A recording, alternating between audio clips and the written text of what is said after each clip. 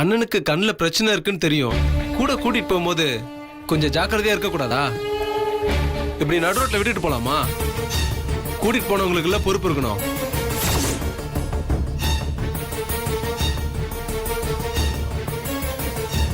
கார்த்தி ஒன்றும் இல்லை. வெண்ணிலா கண்மலர் வாங்க போயிருந்தாளா, அந்த நேரத்தில் இதெல்லாம் நடந்துருச்சு. அப்போ சார் இருக்கியா? இந்த பாரு, உன் கை பக்குவத்தை காட்டணும் இல்லையா?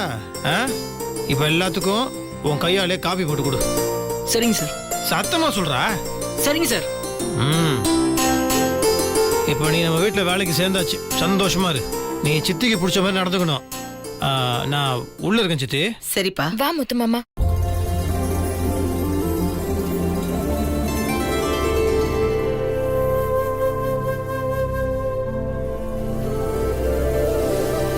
பெரியம்மா, என்ன ஆசீர்வாதம் பண்ணுங்க பெரியம்மா.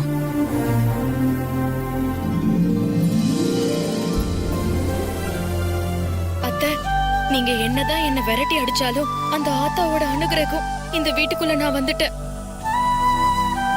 இனிமே நானும் என் முத்து மாமாவும் பிரிய மாட்டோங்கிற நம்பிக்கை வந்துருச்சு அத்தை. இருக்கட்டும்ப்பா, இருக்கட்டும். ரொம்ப நன்றி பெரியம்மா.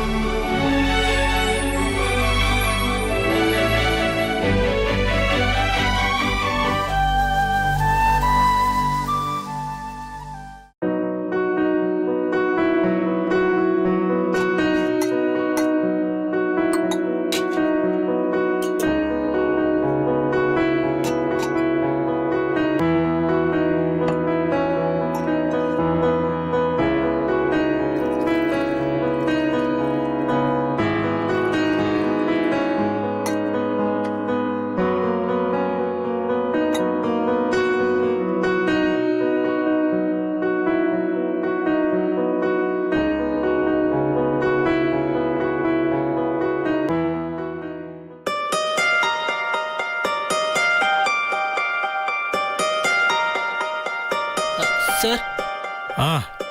யார் அப்போவா? ஆமா சார். வா வா வா வா வா.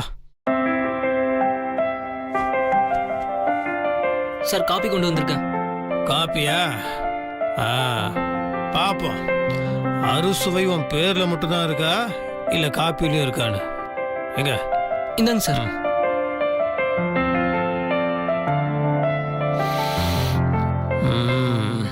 வாசனை கமகமன் இருக்கு சார். பார்த்து மெதுவா, சூடா இருக்கு.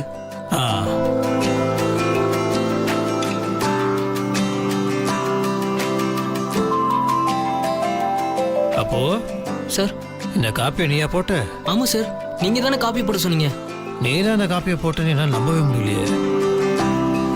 இல்ல, நானும் தெரிஞ்சவங்க, வேண்டியவங்க, சொந்தக்கார வீடு, கல்யாண வீடு, காது குத்து வீடு, ஹோட்டல் கடை, டீ கடைன்னு எல்லா இடத்துலையும் போய் சாப்பிட்ருக்கேன். எங்க போய் சாப்பிட்டாலும் சாப்பாடு எடுத்து வாயில வச்ச உடனே அதோட ருசி எனக்கு தெரியுதோ இல்லையோ, எனக்குள்ள ஒரு கர்வம் மட்டும் வந்துடும். யாரு என்ன சமைச்சாலும் என் வெண்ணிலா மாதிரி இந்த உலகத்துல யாருனாலையும் சமைக்க முடியாதுன்ற ஒரு எண்ணம் எனக்குள்ள வந்துடும். ஆனா நீ போட்டு இந்த காப்பி குடிச்ச உடனே என்னோட கர்வம் லைட்டா குறையுது. சார் என்ன சார் ஓவரா புகழ்றீங்களே? இல்லப்பா, புகழலாம் இல்ல, உண்மையாதான் சொல்றேன்.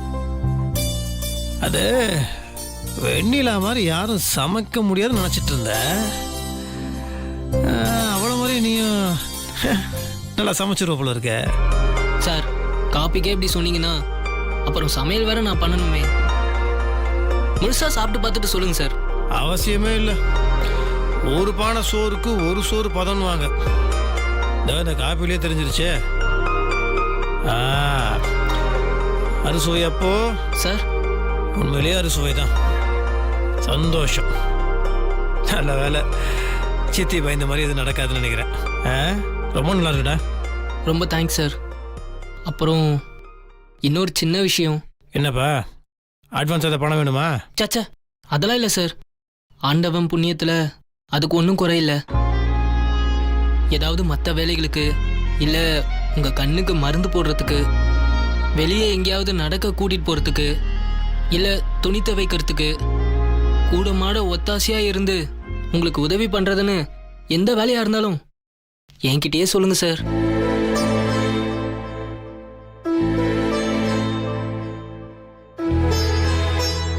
சார், என்ன சார் அமைதியா இருக்கீங்க?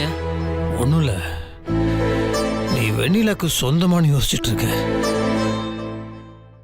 ஏன் சார்? என் வெண்ணிலாவும் ஒன்ன மாதிரி தான். தெரிஞ்சவங்க தெரியாதவங்கலாம் பார்க்கவே மாட்டான். யாரா இருந்தாலும் வழிய போய் அவங்களுக்கு உதவி பண்ணணும்னு நினைப்பா. அதே நல்ல மனசு உங்ககிட்டயும் இருக்க. வெண்ணிலாக்கு சாமி பக்தி ரொம்ப அதிகம், உனக்கும் இருக்க. நல்ல விஷயம் சார். என்ன சார் நீங்க? சரிப்பா சரிப்பா, விட்டுரு. அப்போ நான் உன்னை புகழவே மாட்டேன். நீ அடுத்தது என்ன சொல்ல போறேன்னு எனக்கு தெரிஞ்சிருச்சு. இதெல்லாம் நான் ஏன் சொல்லிட்டு இருக்கேன்னா, நான் யாருன்னு உனக்கு தெரியறதுக்கு முன்னாடியே, நீ இந்த வீட்டுக்கு வேலைக்கு வர்றதுக்கு முன்னாடியே, நான் நல்லா இருக்கணுன்றதுக்காக நீ வேண்டுதெல்லாம் பண்ணி கண்மலர்லாம் சாத்தணும்னு நினைச்சல்ல, அதுல இருந்து தெரியுது நீ ஒரு நல்ல மனசுக்கார பையன்னு. சரிங்க சார், நீங்க வார்த்தைக்கு வார்த்தை போடுறத பார்த்தா வர வர வெண்ணிலாமா ஞாபகமே உங்களுக்கு இல்லாம போயிடும் போல இருக்கு.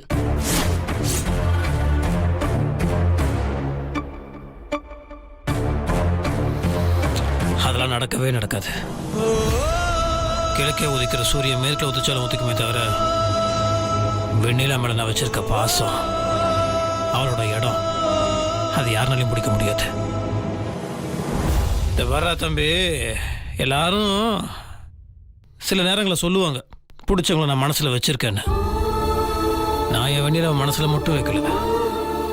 இதோ இங்க என் புத்தியில், என் ரத்தத்தில், என் சுவாசத்தில், என் நாடி நரம்பு எல்லாத்துலேயும் வெண்ணில தான் இருக்கா. இங்கிலீஷில் சோல்மேட்டுன்னு சொல்லுவாங்க. அவ என் உயிரிலே கலந்தவ. வெண்ணிலா இல்லைன்னா எனக்கு வாழ்க்கையே கிடையாது. அவ எடுத்த இந்த ஜென்மம் இல்லை, எந்த ஜென்மத்திலையும் யாராலையும் பிடிக்க முடியாது. சார், ஏதோ விளையாட்டுக்கு சொல்லிட்டேன். உங்க மனசுல இவ்வளவு தூரம் அவங்க இருக்காங்கன்னு தெரியாது சார். தப்பா நினைச்சுக்காதீங்க சார். தப்பா நினைக்க மாட்டேன், ஆனா இதுக்கு மேலே இந்த மாதிரிலாம் பேசக்கூடாது. சரிங்க சார். முத்து மாமா, என் மேல நீ இத்தனை பிரியமா இருக்கியே, உனக்கு எந்த ஒரு ஆபத்தும் வந்துடக்கூடாதுன்னு தான் உன் பக்கத்திலேயே இப்படி நடிச்சு ஏமாத்திட்டு இருக்க. எனக்கு மிகப்பெரிய குற்ற உணர்ச்சியா இருக்கு. கூடிய சீக்கிரம் உன் கண்ணு திறக்கிறதுக்கு அந்த ஆத்தா கண் திறக்கணும் முத்து மாமா.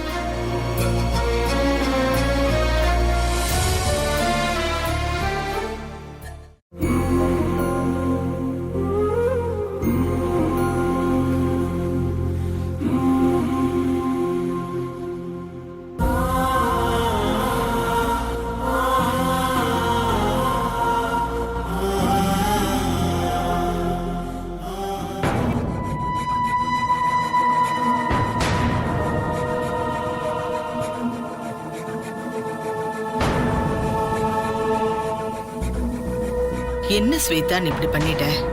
முத்தரசனை தனியா விட்டுட்டு நீ பாட்டுக்கு போயிருக்க. ஏதாவது ஒண்ணு கிடக்க ஒண்ணா இருந்தா என்ன ஆகுறது?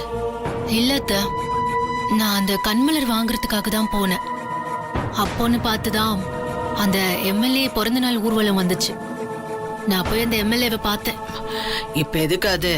என்னத்த, அந்த வெண்ணில நம்ம கண்ணுக்கு சிக்காம போக்கு காட்டிட்டு இருக்கா. அவளை எப்படியாவது பிடிக்கணும்னா அதுக்கு அந்த எம்எல்ஏவோட உதவி ரொம்ப தேவை. அதனாலதான் முத்தரச மாமாவை நான் கல்யாணம் பண்ணிக்க போறேங்கிற திட்டத்தையும் வெண்ணிலாவை உடனே பிடிச்சாகணுங்கிற விஷயத்தையும் அவர்கிட்ட சொல்லிட்டு வந்தேன். அப்படியா? சரி, என்ன சொன்னார் அவரு? நான் கேட்டு உதவி செய்ய மாட்டேன்னு சொல்லிடுவாரா என்ன? கண்டிப்பா சப்போர்ட் பண்றேன்னு சொல்லிருக்காரு. இன்னைக்கே அவங்க ஆளுங்க வெண்ணிலாவை தேட ஆரம்பிச்சிருப்பாங்க. அது நல்ல விஷயம்தான். ஆனா நான் வீட்டுக்கு வர வேணாம்னு நினைச்ச ஒருத்தன் இப்ப தேவையில்லாம வேலைக்கு வந்திருக்கான். அவன் யாரோ என்னவோ.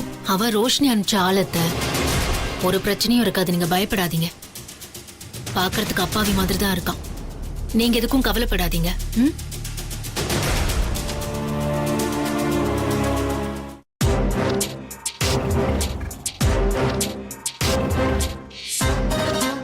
பெரியம்மா காபி கொண்டு வந்திருக்கேன் பெரியம்மா.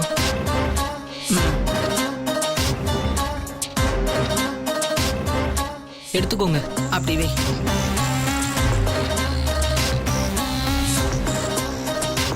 முத நாளே நான் வேண்டான்னு சொல்லியும் உன்னை வேலைக்கு வச்சுட்டா முத்தரசங்கிற திமிரோட இந்த வீட்டுக்குள்ள விளைய வரக்கூடாது. இங்க எல்லாமே நான் தான். இந்த வீட்டோட எஜமானியும் நான் தான். புரியுது பெரியம்மா, நான் பாத்துக்கிறேன் பெரியம்மா. என் பேச்சு கேட்டுதான் நீ நடக்கணும். அதுக்கு அடுத்தது ஸ்வேதா சொல்றதை கேட்டு நடக்கணும். புரிஞ்சுதா? இத மீறி ஏதாவது நடந்துச்சு, உன்னை என்ன பண்ணுவனே எனக்கு தெரியாது. சரிங்க பெரியம்மா, நான் பாத்துக்கிறேன். இங்க பாரு, இங்க நாங்க என்ன பேசினாலும் நீ எதையுமே வெளியில சொல்லக்கூடாது, புரியுதா? எங்களுக்கு விசுவாசமான ஆளா இருக்கணும். சரிங்கம்மா, இனிமே நான் உங்க ஆளுதாம்மா. அதுக்கு முன்னாடி இந்த வீட்டுக்குள்ள நடக்கிற முக்கியமான விஷயங்களை தெரிஞ்சுக்கிட்டு அதுக்கு தகுந்த மாதிரி நடக்கணும். அத அம்மா உனக்கு சொல்லுவாங்க. இங்க பாரு, இவதான் ஸ்வேதா. வணக்கம்மா. இவதான் முத்தரசனுக்கு பொண்டாட்டி ஆயிருக்க வேண்டியது. ஆனா இந்த வீட்டுக்குள்ள வெண்ணிலான்னு ஒரு வேலைக்காரி இருந்தா உன் இடத்துல. அவ எப்படியோ உள்ள புகுந்து முத்தரசனுக்கு ஏதோ மருந்து மாயம் பண்ணி கல்யாணம் பண்ணிக்கிட்டான். ஐயோ, அப்படிங்களாமா? இப்போ அந்த வெண்ணிலா இந்த வீட்லயே இல்ல, எங்கேயோ ஓடி போயிட்டு எங்க கண்ணுல அகப்படாம போக்கு காட்டிட்டு இருக்கா. இந்த விஷயம் முத்தரசனுக்கு தெரிஞ்சா அவனால தாங்கிக்க முடியாதுங்கிறதுனாலதான் ஸ்வேதா வெண்ணிலாவா முத்தரசன்கிட்ட நடிச்சுக்கிட்டு இருக்கா. அதே சமயத்துல மத்த நேரத்துல ஸ்வேதாவா நார்மலா இருப்பா. இதையெல்லாம் ஏன் உன்கிட்ட சொல்றேன்னு புரியுதா? புரியலங்க பெரியம்மா. நாளைக்கு முத்தரச முன்னால ஸ்வேதா வெண்ணிலாவா நடிச்சுக்கிட்டு இருக்கும் போது நீ போய் ஸ்வேதா மேடம் அது இதுன்னு பேர் சொல்லி கூப்பிட கூடாதுல்ல. அதனாலதான் முன்னெச்சரிக்கையா சொல்றேன். இந்த விஷயத்துல நீ ரொம்ப ஜாக்கிரதையா இருக்கணும். சரிங்க பெரியம்மா. இத பார், அதே மாதிரி இன்னொரு முக்கியமான விஷயம். கூடிய சீக்கிரத்திலேயே ஸ்வேதாவுக்கும் முத்தரசனுக்கும் கல்யாணம் நடக்க போகுது. பெரியம்மா, அப்போ அவர் ஏற்கனவே அந்த வெண்ணிலான்னு யாரையோ சொன்னீங்களே, அவ ஓடி போனவதான். திரும்பி வர்றதுக்கு வாய்ப்பே இல்லை. அதனால அவளை மொத்தமா அறுத்து விட்டுட்டு முத்தரசனுக்கும் ஸ்வேதாவுக்கும் கல்யாணம் பண்ணி வைக்கலான்னு இருக்கோம். இதுல உன்னோட உதவியும் தேவை. இங்க நாங்க பேசிக்கிறது நடந்துக்கிறது இது எல்லாத்தையும் யார்கிட்டயும் எதையும் சொல்லக்கூடாது. குறிப்பா வெளியில இருக்காங்களே அந்த வெண்ணிலாவோட அடி பொடிங்க, இந்த கார்த்திக், கௌதம், ஜனனி, அழகப்பன், ருத்ரா, இவங்க யார்கிட்டயும் இங்க நடக்கிற விஷயத்த சொல்லி மூச்சு கூட விடக்கூடாது. சரிங்க பெரியம்மா, எதுவுமே சொல்ல மாட்டேன். இப்ப காஃபி எடுத்துக்கொடு.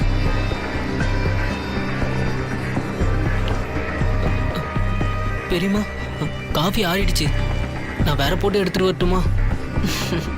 சரி போ.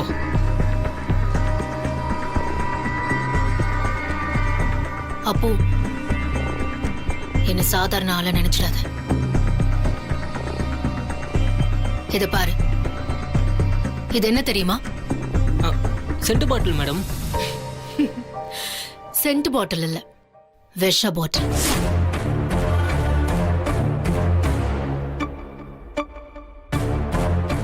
எந்த நேரத்துல என் மாமா எனக்கு கிடைக்க மாட்டாருன்னு தெரிஞ்சாலும் உடனே இதை அவருக்கு கொடுத்து சாகடிச்சுட்டு நானும் குடிச்சு செத்துடலான்னு தான் இதை என் கையிலேயே வச்சிட்டு இருக்கேன். என்ன பேச வாயே வரல, அதனால என்கிட்ட ரொம்ப ஜாக்கிரதையா நடந்துக்கணும். ஏதாவது இதை பண்றேன் அதை பண்றேன்னு சொல்லிட்டு வெளியில போய் வேலையை காமிக்கிறேன்னு தெரிஞ்சது உனக்கும் இதே மாதிரி இன்னொரு பாட்டில் ரெடி பண்ணிடுவேன். ஐயோ இல்லைங்க மேடம், அதெல்லாம் இல்லைங்க மேடம். இங்க பாரு, நீ இதெல்லாம் பண்றேன்னு சொல்லிட்டு எங்களுக்கு விசுவாசமா நடக்காம போயிட்டா என்ன பண்றது? அதனால நாங்க உனக்கு டெஸ்ட் வச்சுக்கிட்டே இருப்போம். அதுல எல்லாம் பாஸ் ஆனா மட்டும்தான் தொடர்ந்து வேலையில இருப்பேன், இல்லனா வீட்டுக்கு வெளியில தான் இருப்பேன். ஐயோ, அப்படிலாம் சொல்லாதீங்கய்யா. அப்படிலாம் பண்ண மாட்டேங்கய்யா. சொல்லாத, செயல்ல காட்டு. போடா. ம்.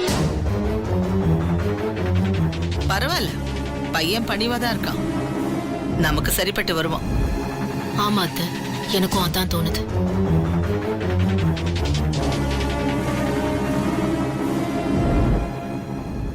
பாவீங்களா, இங்க நான் ஒருத்தி முழுசா உயிரோட இருக்கும்போதே ஸ்வேதாக்காவை கல்யாணம் பண்ணி வைக்கலான்னு திட்டம் போடுறீங்க. இதெல்லாம் அடுக்கவே அடுக்காது. ஆனா இந்த விஷயத்த நான் எப்படியும் வெளியில சொல்ல முடியாதே. ஸ்வேதாக்கா விஷ பாட்டில வச்சு மிரட்டுறத பார்த்தா எனக்கு பயமாவும் இருக்கு. ஏதாவது பண்ணிடுவாங்களா? அதான் நீதான் காப்பாத்தணும்.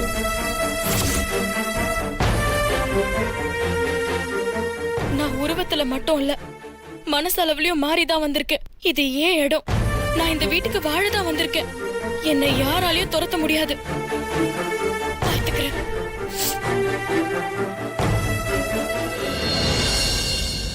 சித்தப்பா, இப்போ அப்புன்னு ஒருத்தர் வந்தார்ல சமையல் வேலைக்கு, ஆமா. நான் அவரை முதலே வெளியே வச்சு பாத்திருக்கேன். நீ எங்க அவரை பாத்திருக்க? ஏதாவது கல்யாணத்துல பாத்திருக்கியா?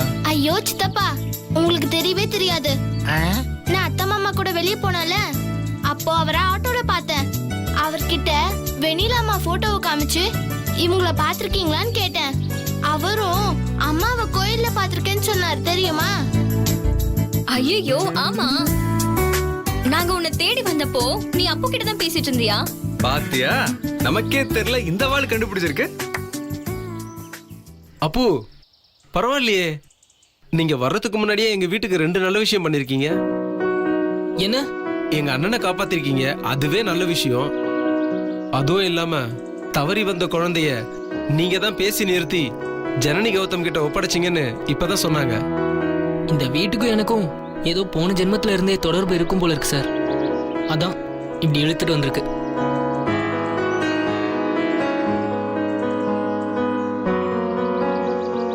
பாப்பா, உனக்கு ஹார்லிக்ஸ்.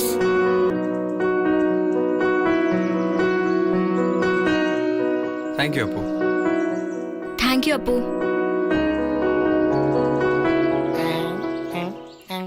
இது வெண்ணிலாவுக்கு மட்டுமே தெரிஞ்ச ரகசியம். உனக்கு எப்படி தெரியும் தம்பி? சார், இதுக்கு பேர் தான் சார் சமையல் சர்வீஸுங்கிறது. ஒரு ஆளுக்கு என்ன பிடிக்கும்னு அவங்க முகத்தை வச்சே கண்டுபிடிச்சிரும் சார். உங்க உடம்ப பார்த்த உடனே நீங்க 2 காஃபி குடிப்பீங்கன்னு தெரிஞ்சிருச்சு சார். அப்படியா? என்ன மாம்சே, உங்க மானம் கப்பலே இருந்து. அப்பு, தேங்க்யூ அப்பு. அறுசுவை அப்பு. சொல்லுங்க சார். இல்ல, எங்க அண்ணிய கோயில்ல பார்த்தா நீங்க சொன்னீங்களாமே? ஆமா சார், பாப்பா போட்டோ காமிச்சது அவங்கள கோவில்ல வச்சு ஒரு தடவை பார்த்திருக்கேன். அவங்க கோயிலுக்கு வந்தாங்கன்னு எங்களுக்கும் தெரியும். நாங்களே சிசிடிவி ஃபுட்டேஜ்ல பார்த்தோம். ஆனா அதுக்கப்புறம் எங்கேயாவது பாத்தீங்களா? இல்லையே, பார்க்கலீங்களே.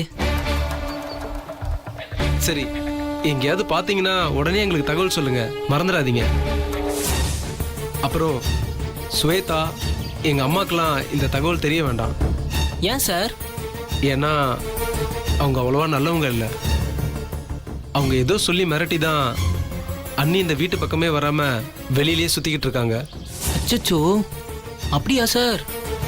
ஆமாங்க, எங்க அண்ணி ரொம்ப நல்லவங்க. அவங்கள வந்து எங்கேயோ துரத்தி விட்டுட்டு இப்ப அந்த ஸ்வேதா எங்க அண்ணி மாதிரி பேசி நடிச்சுக்கிட்டு இருக்கா. சார், அவங்க என்கிட்ட கூட பேசுனாங்க. இன்னொரு தகவல் கூட என்கிட்ட சொன்னாங்க சார். என்ன சொன்னாங்க அப்ப? அந்த ஸ்வேதா கூட முத்து சார் கல்யாணம் பண்ண போறாங்களாமே சார்.